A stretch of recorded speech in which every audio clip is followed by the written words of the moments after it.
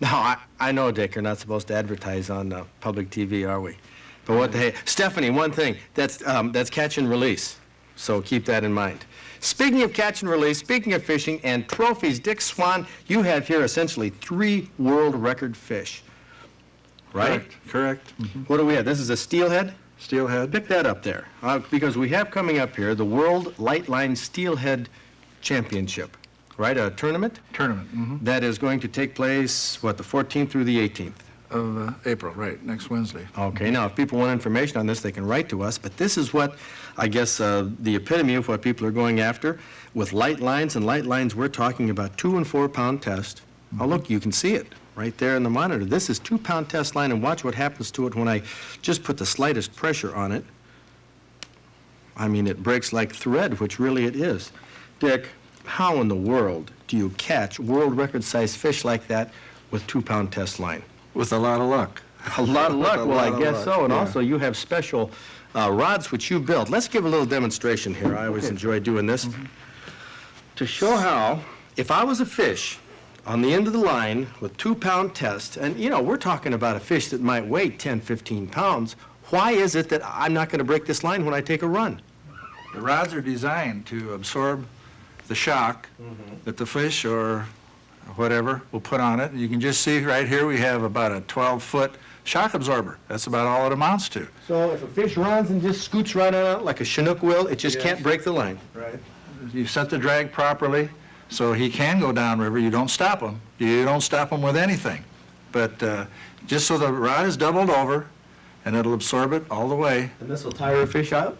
That rod will whip you. You can feel the pressure on your fingers, and I'm going to get cramps after a few minutes too. Okay, well, let's go to some film here of a conventional fisherman using a lure in a stream, and he's probably using 15, 20-pound test line there. He just hooked a Chinook or a steelhead, let's say. Now, he's going to battle that fish, and it's going downstream with the current. Now, I mean, Dick, 2-pound test line, thread like that, you can't really lean back and expect to turn a fish, can you? Oh, no, you don't turn a fish. I'll be surprised if this gentleman turns a fish. I don't care whether he's fishing 30 pounds or what, but the force of the current plus what the fish does will take him right away from you. And when we select a site along the river, we have to have moving room. We can't stand there and battle that thing and expect to bring him up. We have to follow him, and if we run out of water with our waders on, we just drop the rod and break them off and come back because our rivers are just full of fish. We don't get upset over losing 1 or 2 or 3. You feel that you catch a lot more fish, maybe not catch, but hook a lot more fish per hour than a guy with heavier line? Oh, we know we do. We fish crowds, so we can make our comparisons. And we know we hook more fish per hour than any other fisherman fishing heavier than we do. It's that light leader that presents that offering, whether it's spawn, whether it's a fly or a yarn, to the fish in a much less threatening manner. So a light line hooks more fish, but doesn't necessarily catch more. Oh, definitely not.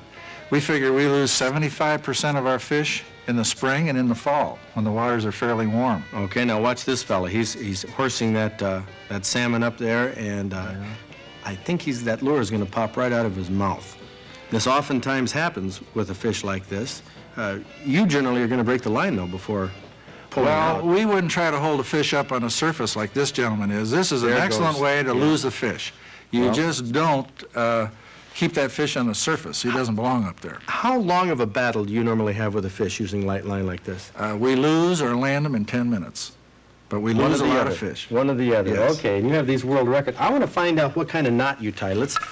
We'll simulate that this is the hook or the lure. Show me what you do with that monofilament thread on a hook. Well, we go what we call 2 times through. 1 time through the eye of the guide. Then we come through again, and we maintain that loop right out there. And then we go to our little our cinch, and we will wrap that piece of mono around the other piece of mono, the main line, 5 or 6 times, if it's a very light leader. If you get a heavier weight mono, 5 or 6 that isn't necessary. And then you come back through those two, pinch it off. Now, if this was monofilament, we lick it because we would like a little protection against the heat buildup when we pull it down tight, and we're not going to pull this rope down tight like you would in mono. It's not going to slide. But those are the mechanics of tying this knot. Now let me go through it again real quick here. Okay, this is the double time through. This is how you tie 2-pound test line, and of course you don't cinch it up. Go ahead, do it. We've done this for years, Fred, and son of a gun, if Berkley didn't come along and call it the LineKnot. If we'd have known that, heck, we could have called it the Trost knot years ago. Okay. And then come right back through. Right back through. That's how it's done. World Record Fish. Write to us if you want more information, and we'll get you in touch with Dick Swan in this World Record Steelheading Tournament. You think anybody's going to catch a bigger one this year? We definitely hope so. Hope so. Well, we'll see what happens. Right now, let's move on now over here to our Weekend Outdoor Outlook. We have a surprise for somebody for this summer. Well, we are at a very